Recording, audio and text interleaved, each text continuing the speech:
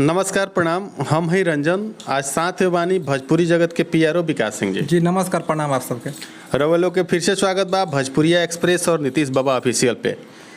आज जौन हमनी के चर्चा करे जाता नहीं सन, चर्चा के विषय वो रही कि जैसे भोजपुरी में अश्लीलता के जौन बढ़ावा लोग देत रहल, चाहे अश्लीलता के बढ़ावा के बारे में सोचत रहल, ऊपर एगो जबरदस्त चोट भइल बाटे नागेंद्र उजाला जी के द्वारा।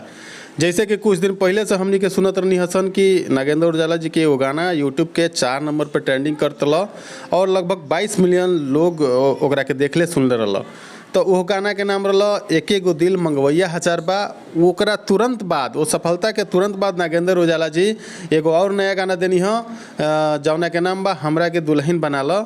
बड़ा सुंदर गाना बा, सत्यवाहिनी इंटरटेनमेंट द्वारा प्रस्तुत कल गई बा ओकरा के, जौन एगो नया यूट्यूब चैनल बाटे और नया यूट्यूब चैनल पे बड़ा ज़बरदस्त रउआ के प्यार दुलार ओमे झलकता। बड़ी सुंदर, सुबह 7 बजे रिलीज भइल। अभी तकले लगभग 10,000 के ऊपर लोग देख चुकल बा, ओकरा के सुन चुकल बा।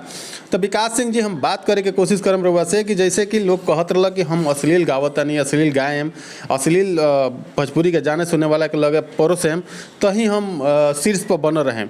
तो एक बारे में का कहें? जी तो लोग के भरम बा। सबसे बड़ा चीज़ बा कि जो अश्लील बानू उहे अश्लील विषय में सोचत ताटे। जेकर साफ सुथरा छवि बा कबो अश्लील के बारे में नहीं सोच सक। तो नागेंद्र उजाला जी के एगो इतिहास रहल बा। जब से अपना वह करियर के शुरुआत कैनी, चाहे वो अखिया फरकत गाना भई, चाहे लिख दो ओढ़निया पना, चाहे एके गो दिल मंगवैया हजार, जैसे सैकड़ों गाना हिट देनी। सैकड़ों जन हिट गाना दिले बानी, वो सबसे साफ सुथरा गाना बनल बाटे। वो इतना समाज में प्यार दुलार वहाँ के मिलल बा। हर समाज वहाँ के जे भी पढ़ल लिखल शिक्षित लोग भी वहाँ गाना के सुनेला। और वहाँ में बहुत बड़ा अथी कि आए विवाद में भी ना रह के भी वहाँ गाना सुपर डुपर हिट होला। चाहे वहाँ के जौन भी गाना गावनी, चाहे वहाँ के देवी गीत होके, चाहे लोकगीत होके, चाहे कोई भक्ति गीत होके, वहाँ के सब सुपर हिट गाना जाला। वहाँ के एगो अलग इतिहास रहल बा। वहाँ के अलग एगो भोजपुरी में अपन रिकॉर्ड दर्ज कैले बानी। तो वह सबसे निहोरा बा, विनती बा कि गाना के सुनी। बहुत साफ सुथरा गाना बनल बा, बहुत सुपर हिट गाना बाटे। रुआ घर परिवार चाहे कहीं भी बजा सकतनी गाना के, शादी विवाह तिलक समारोह चाहे कोनो भी शुभ घड़ी होके ओमे कहीं भी रुआ बजा सकतनी गाना के। जैसे कि विकास सिंह जी, हमने के बहुत पहले से ई कहत आवतनी सन कि जे भी भोजपुरी के कलाकार बाटे, चाहे वो छोट कलाकार होके चाहे शीर्ष पर बैठल कलाकार जे भी बाटे, ओकरा से हमनी के निवेदन करते आवतनी सन कि जे भी साफ सुथरा गाना गाई ओकरा खातिर हमनी के सपोर्ट करम सन, प्रमोशन करम सन। वही सिलसिला में आज फिर से एक बार रउआ लोग के निवेदन करतनी, सारा भोजपुरी के सुने जाने वाले लोग के हाथ जोड़ के निवेदन करतनी कि हमरा के दुल्हन बनावा राजा जी, जौन नागेंद्र उजाला जी के सत्यवाहिनी इंटरटेनमेंट से आइल बटे। इतना साफ सुथरा गाना बा कि बिल्कुल दिल के छू गई बा। बहुत भावता गाना, ई बड़ा सुंदर भाव भी बा में। तो रउआ लोग से निहोरा रही फिर से दोबारा कि एकरा के सुनिए। जेहता प्यार एके गो दिल मंगवैया हजार बा के देनी हो, ओ से कुछ बढ़ चढ़ के प्यार देवे के कोशिश करी रहुआ सब है। काहे से कि अगर नागेंद्र उजाला जी इतना सुंदर काम करतनी भोजपुरी जगत खातिर, तो वहाँ के मनोबल जौन बाटे वो डाउन ना होके चाहिए। विकास सिंह जी, रहुआ का अपील करे के चाहे हम भोजपुरी के जाने सुने वाला लोग हमनी तो शुरू से अपील कैले बानी कि रहुआ सब साफ सुथरा गाना गाई। अश्लील होई तो अश्लील के विरोध करम सा, साफ सुथरा जौन भी गाना आई ओकर हमनी के खुल के सपोर्ट करम सा।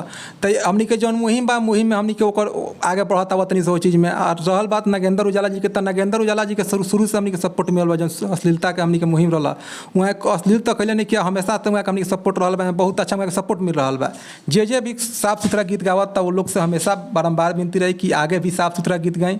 और साफ सुथरा गीत गायम तो जरूर मार्केट में चली जा, ओकर कुछ अलग छवि जाई मार्केट में, वो जन गाना जाई। तो विनती ये बा जितना भी आप खास करके वो पत्रकार लोग से बा, वो मीडिया लोग से बाटे कि जे अश्लीलता खाली विरोध करे ला के यूट्यूब पर, वो सब लोग से विनती बा कि ये गाना कम से कम वो सपोर्ट करी, प्रमोट करी गाना के, कि गाना मार्केट में आगे भागो, ज़्यादा से ज़्यादा व्यूज लेके आवो, ज़्यादा से ज़्यादा रुआ सब रील बनाई गाना पर।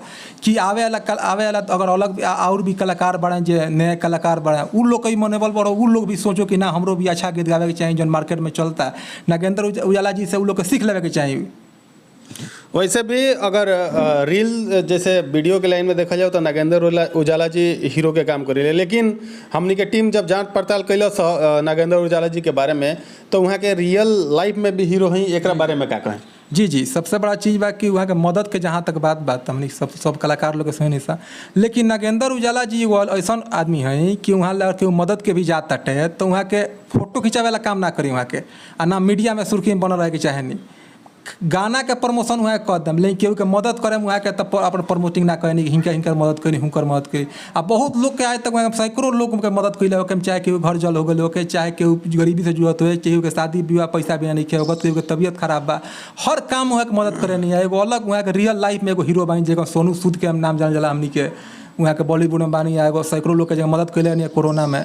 तो नागेंद्र उजाला जी के भी वो अलग आपसी छवि बाटे भोजपुरी में। बिल्कुल कुछ खास शब्दों में ये कहल जाओ कि वाकई रियल लाइफ में भी हीरो हैं नागेंद्र उजाला जी। तो वो लोग से फिर से एक बार दोबारा याद दिला दें कि हमरा के दुल्हन बनावे राजा जी सत्यवाहिनी एंटरटेनमेंट से रिलीज हुई बटे आज सुबह। बड़ा बढ़िया प्यार दुलार वो लोग को मिलता और हमनी के निवेदन भी करम सन कि और भी प्यार दुलार बिल्कुल बरकरार रहो नागेंद्र उजाला जी के साथे, और हमरा के दुल्हन बनावे राजा जी पे विशेष ध्यान रहो लोग के। यही के साथ है, नमस्कार प्रणाम, फिर से अगला वीडियो में मिलल जाए, जब तक के लिए गुड बाय।